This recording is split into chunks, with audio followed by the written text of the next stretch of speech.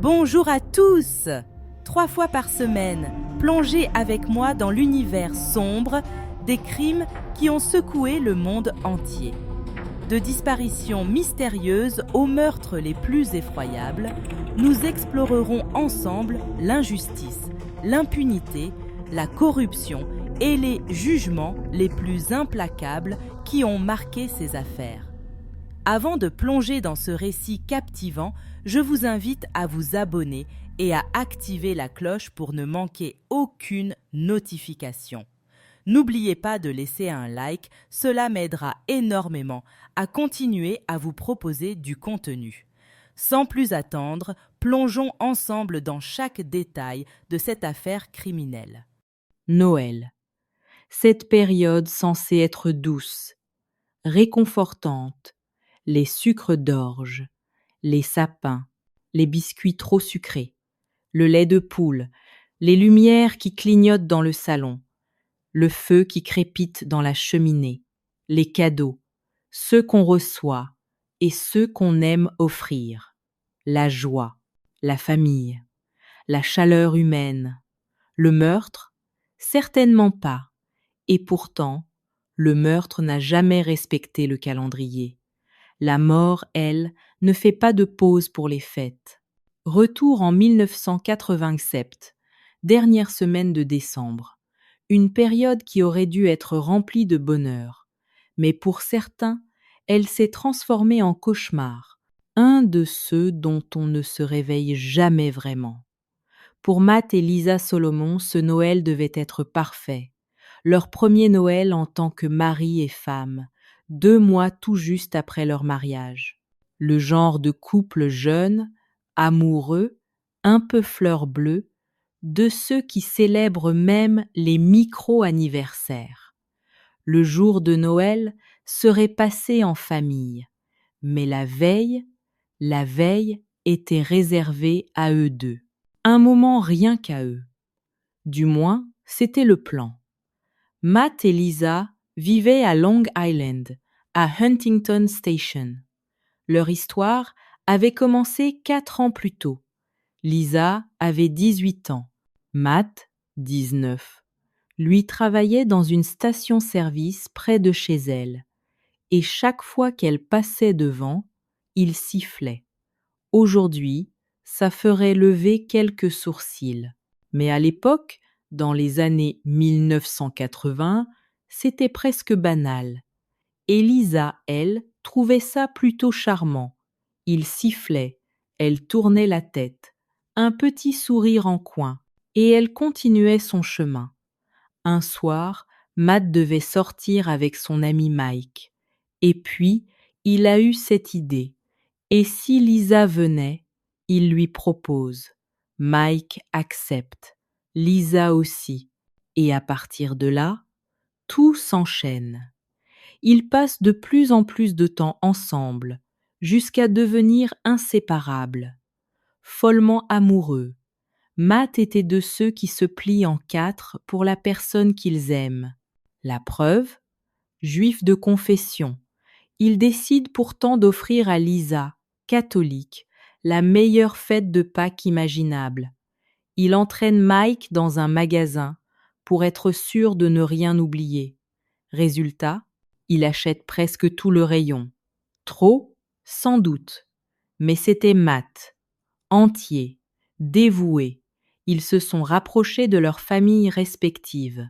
Lisa, douce et consciencieuse, porte pourtant un poids énorme, la santé de son père, des problèmes cardiaques graves, un état qui se dégrade, un père déplacé chez un proche, une mère obligée de travailler 2 emplois pour payer les soins, et cette angoisse constante, parce que personne ne vous apprend comment regarder vos parents décliner.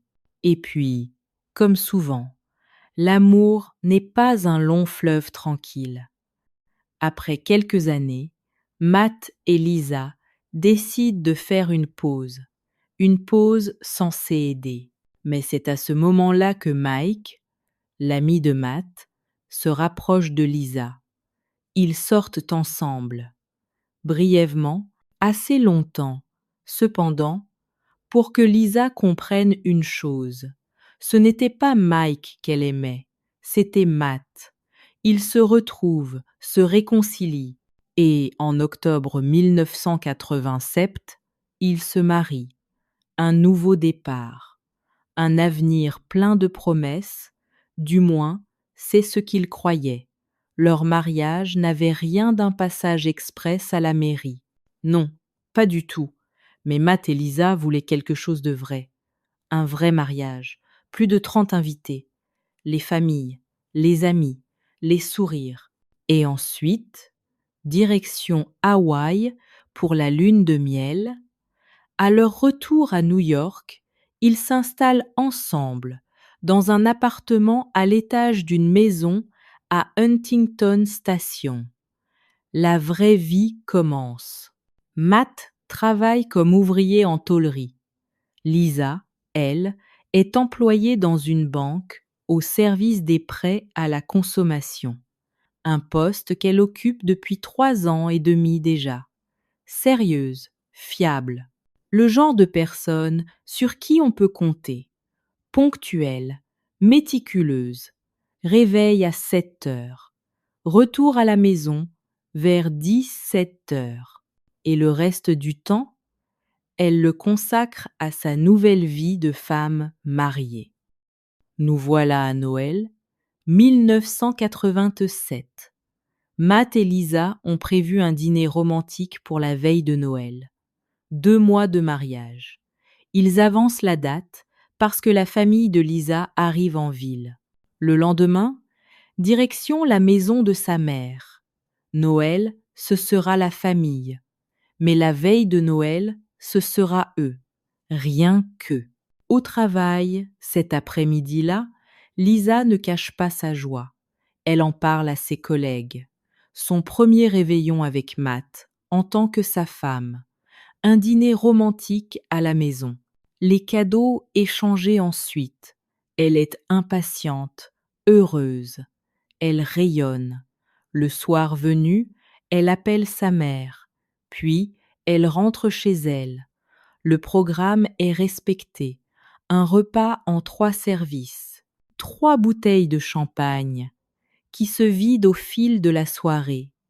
Une ambiance chaleureuse, intime, presque parfaite. Et puis, le lendemain matin, Noël. Les proches de Lisa attendent de la voir. À la place, ils reçoivent des appels de Matt. Des appels qui n'auraient jamais dû exister. Sa voix est paniquée, brisée. Lisa a disparu. Matt explique qu'elle est sortie se promener la veille au soir et qu'elle n'est jamais revenue. Et avouons-le, quand une épouse disparaît, le premier réflexe, pour beaucoup d'entre nous, c'est de penser au mari, presque automatiquement. À ce moment-là pourtant, on ne sait pas encore quoi croire. La famille de Lisa est sous le choc. Tout semble irréel. Il demande à Matt de reprendre depuis le début, depuis le tout début. Que s'est-il passé exactement la veille de Noël? Matt raconte. Il est environ 22h45 lorsque Lisa dit vouloir sortir, prendre l'air. Le dîner est terminé. Elle sort dans la nuit glaciale, sans manteau, sans clé, sans argent et surtout sans son traitement contre l'asthme. Un détail lourd de sens quand on sait qu'elle mettait une alarme chaque jour pour ne jamais l'oublier. Matt ajoute qu'elle était très affectée par l'état de santé de son père, qu'elle semblait particulièrement triste en quittant la maison. Mais malgré cela, il ne s'inquiète pas vraiment. Il s'endort, rapidement, peut-être à cause du repas, peut-être le champagne, 3 bouteilles, quand même. Il se réveille vers 3h45 du matin. Et là, quelque chose cloche. Lisa n'est toujours pas rentrée. Il regarde dehors. Sa voiture est toujours dans l'allée. Et puis il remarque autre chose, ses alliances. Restées à la maison. Elle les avait retirées dans l'après-midi pour faire le ménage. Matt dit que ce n'est peut-être pas si étrange, qu'il arrive parfois de s'endormir sans l'autre à côté. Et pour être juste, chaque couple fonctionne différemment. L'un dort, l'autre se lève. Parfois, on n'entend rien, mais quand même, ça sonne bizarre, très bizarre. Peut-être que je suis trop méfiante, diraient certains. Matt affirme qu'il est aussitôt parti chercher sa femme. Il cherche, il tourne, il appelle. Rien. Après plus d'une heure à errer sans succès, il compose le numéro de son père, Jack Solomon. Il est environ 5 heures du matin. Jack n'hésite pas une seconde. Il arrive. Et ensemble, père et fils sillonnent Huntington Station pendant plus de 2 heures. Des rues vides, des ruelles sombres, des voitures garées, inspectées une à une, mais Lisa n'est nulle part. Et cette absence va s'étirer toute la journée. Les proches, venus pour célébrer Noël avec les jeunes mariés, se retrouvent à faire tout l'inverse de ce qu'ils avaient imaginé. Pas de repas festif, pas de cadeaux, à la place, une battue. Pendant que d'autres familles rient autour d'un sapin, eux arpentent les rues, espérant un signe. Lorsque Matt et son père signalent la disparition à la police, un détail émerge. Un détail qui fait tiquer immédiatement. Matt admet qu'après le dîner, lui et Lisa ont eu une petite dispute. Et soyons honnêtes, quand une femme disparaît, le mari est toujours le premier à être regardé de près. Et une dispute juste avant la disparition, pour moi, c'est un signal rouge clignotant. Et une question s'impose. Si vous n'avez rien à vous reprocher, pourquoi en parler? Pourquoi même mentionner cette dispute? Et surtout, pourquoi la qualifier de petite? On dirait presque une tentative de minimiser. Mais accordons-lui le bénéfice du doute. Peut-être savait-il que la police allait se focaliser sur lui. Peut-être voulait-il éviter qu'une mauvaise interprétation ne ralentisse les recherches.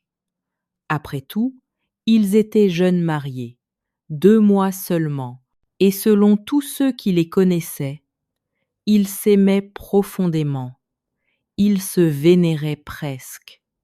Alors oui, peut-être que ce n'était vraiment qu'une broutille.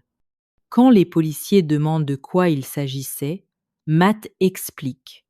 Lisa avait enregistré un feuilleton sur le magnétoscope dans l'après-midi. Après le dîner, elle voulait le regarder. Lui, non, elle s'agace. Ils se chamaillent. Et elle décide de sortir, prendre l'air. Voilà, c'était ça, la dispute. Ajoutez à cela l'angoisse liée à la santé de son père. Et le premier Noël de Lisa en tant que jeune épouse ne ressemblait pas du tout à ce qu'elle avait imaginé. On apprend aussi qu'elle avait déjà fait ça auparavant. Sortir après une dispute. Marcher pour se calmer. Et ça, forcément, ça allège un peu les soupçons qui pèsent sur Matt. Sauf que, dans les fois précédentes, elle appelait toujours sa mère. Et elle ne disparaissait jamais plus de quelques heures. Cette fois, c'est différent. Alors une question obsède tout le monde. Qu'est-il arrivé après cette promenade? Et où est Lisa? Le temps joue contre eux. Il fait glacial à Long Island. Les températures chutent et Lisa n'a pas son traitement contre l'asthme. Chaque minute compte. Le jour de Noël, la police et les bénévoles se déploient. Une zone immense, environ 100 milles carrés, Une ville entière passée au peigne fin.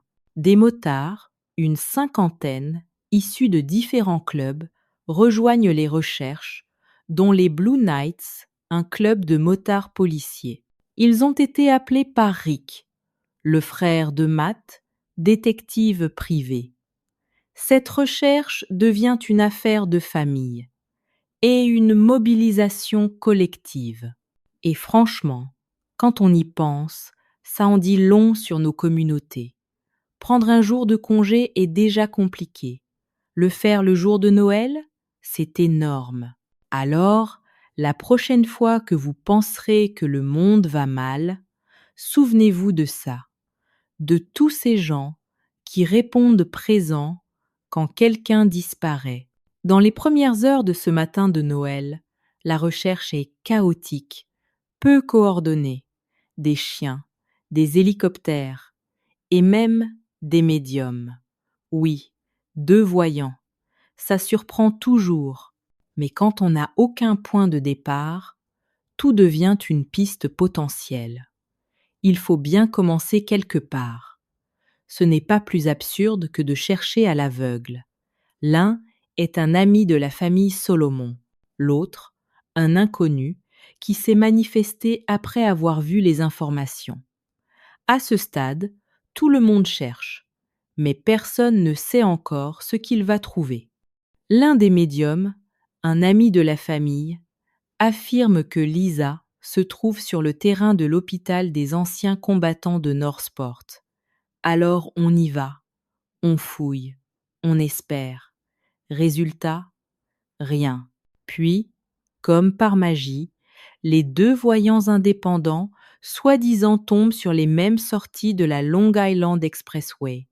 Nouvelle direction, nouvelle mobilisation, nouvelle déception, du temps perdu, de l'énergie gaspillée. Très vite, la famille de Matt comprend qu'elle ne peut compter que sur elle-même. Des avis de disparition sont imprimés. Une récompense substantielle est promise. Le montant reste flou, mais l'urgence, elle, ne l'est pas. Selon le père de Matt, il fouille tout, chaque benne, chaque parc, chaque école, chaque zone commerciale. Parce que si Lisa est encore en vie, alors elle est peut-être quelque part, en train de geler.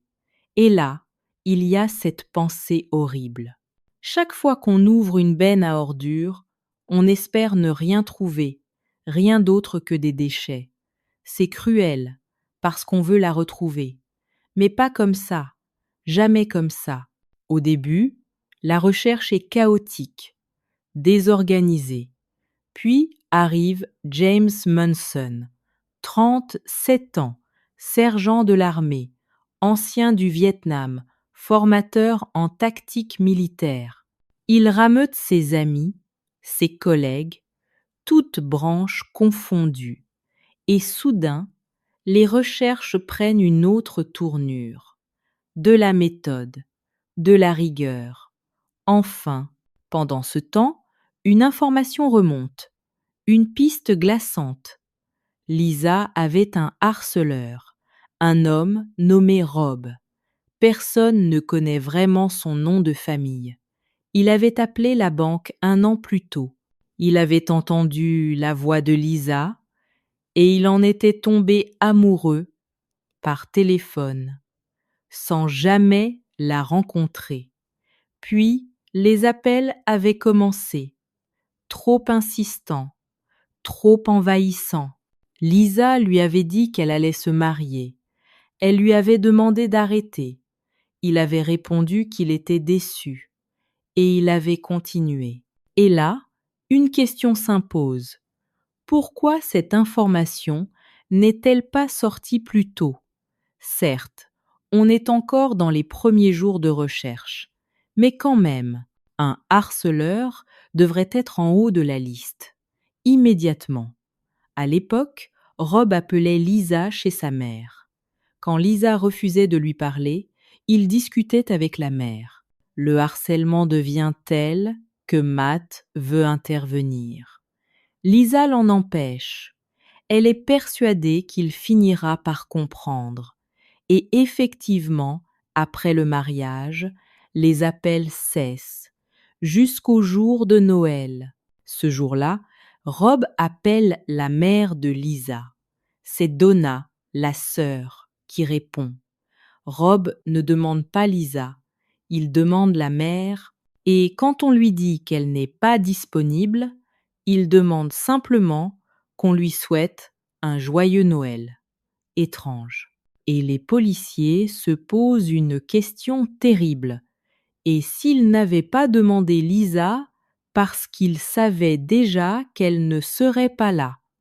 Une semaine passe. Les cadeaux restent sous le sapin. La couronne de Noël est toujours accrochée à la porte. Décor de fête. Enfer intérieur.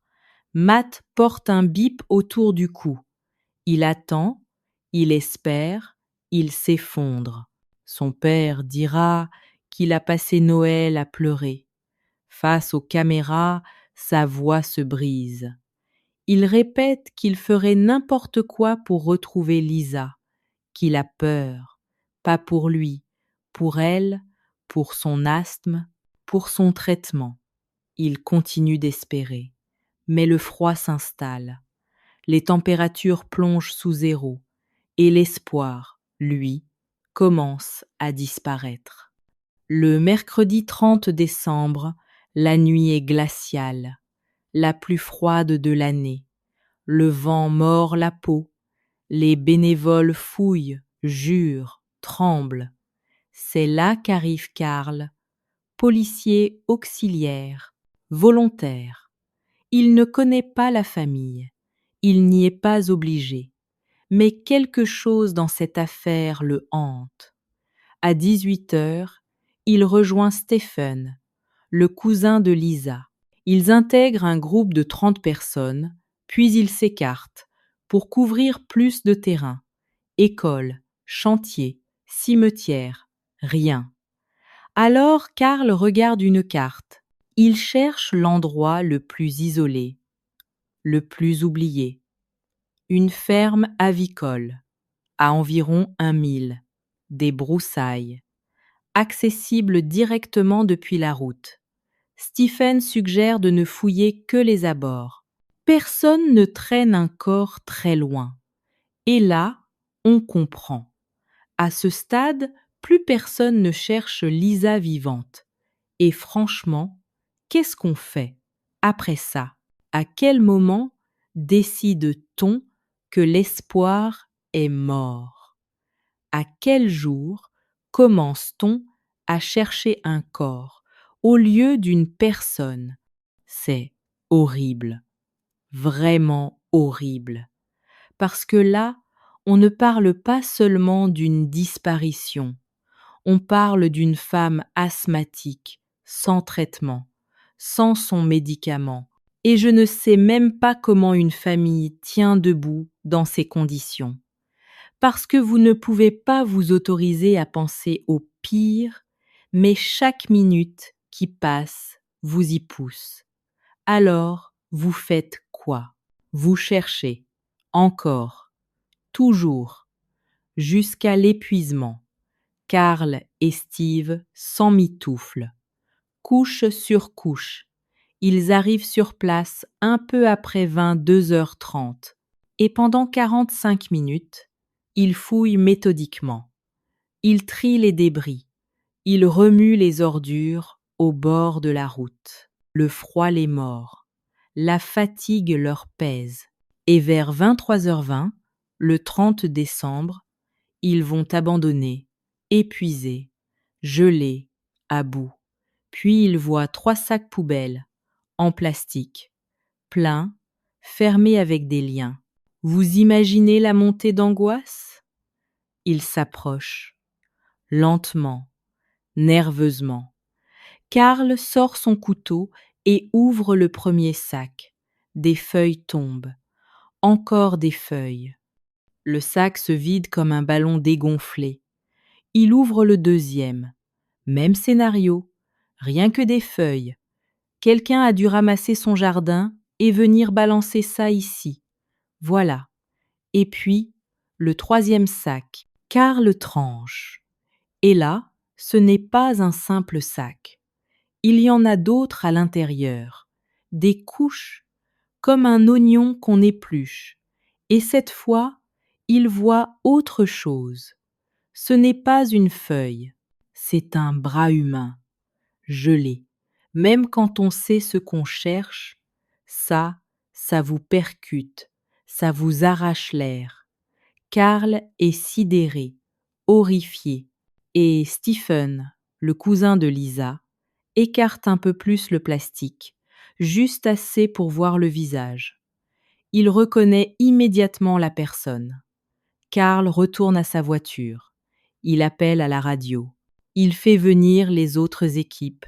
Il fait venir la police. Ils ont retrouvé Lisa Solomon.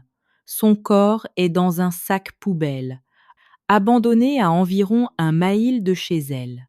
Quand les policiers arrivent, Karl reste dans sa voiture, a fixé son tableau de bord, le regard vide, comme si son cerveau avait décidé de se couper pour survivre.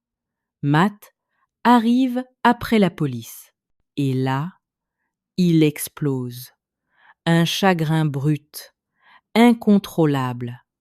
Il faut le maîtriser. Il est emmené en ambulance à l'hôpital de Huntington. Il est sédaté. L'autopsie de Lisa a été sans appel. Les médecins ont relevé des signes typiques de strangulation.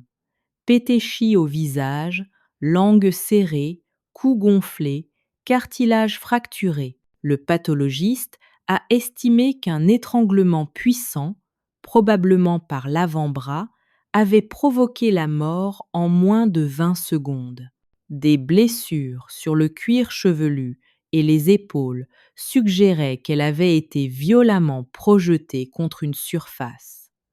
La toxicologie a révélé une forte alcoolémie cohérente avec les bouteilles de champagne évoquées par Matt. Lisa est donc morte peu après le dîner de la veille de Noël.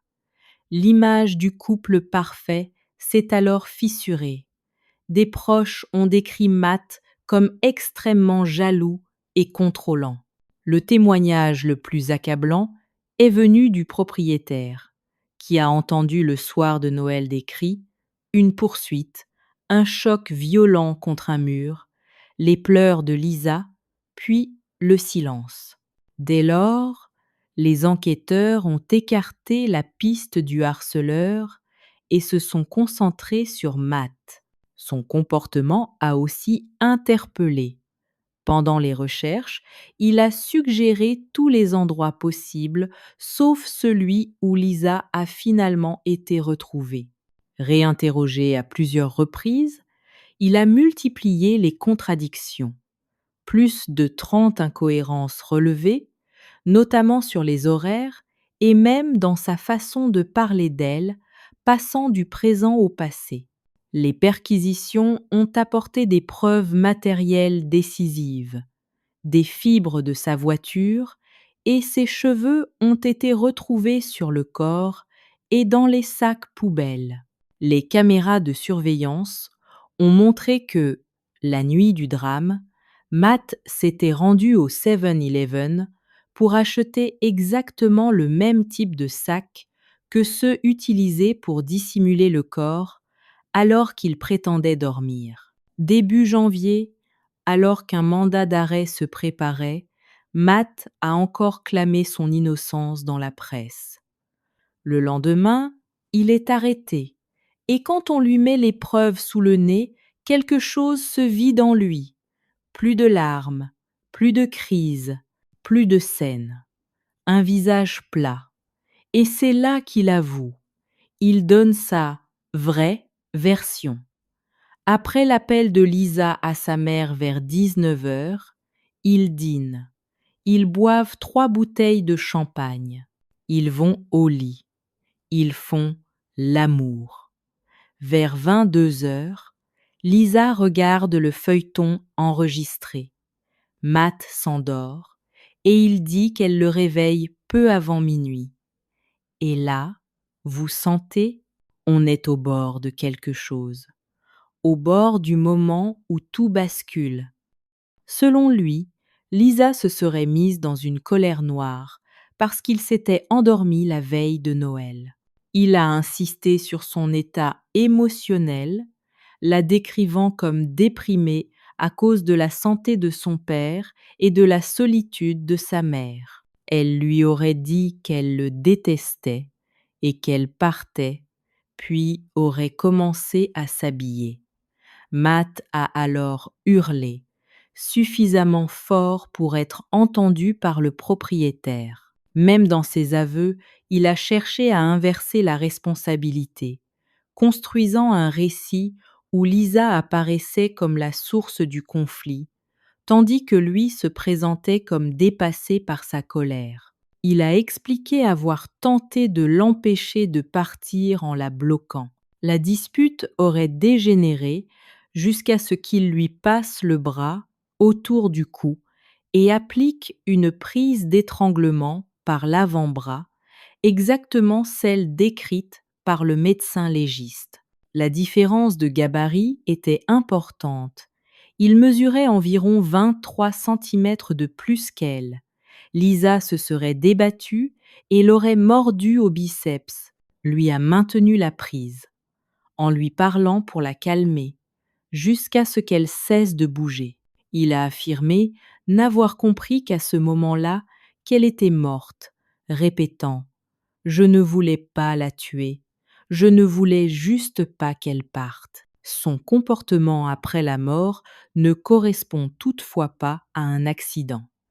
Il a déshabillé Lisa, déplacé son corps nu dans la salle de bain, puis est descendu déplacer les voitures afin de préparer un départ. Il n'a pas appelé les secours.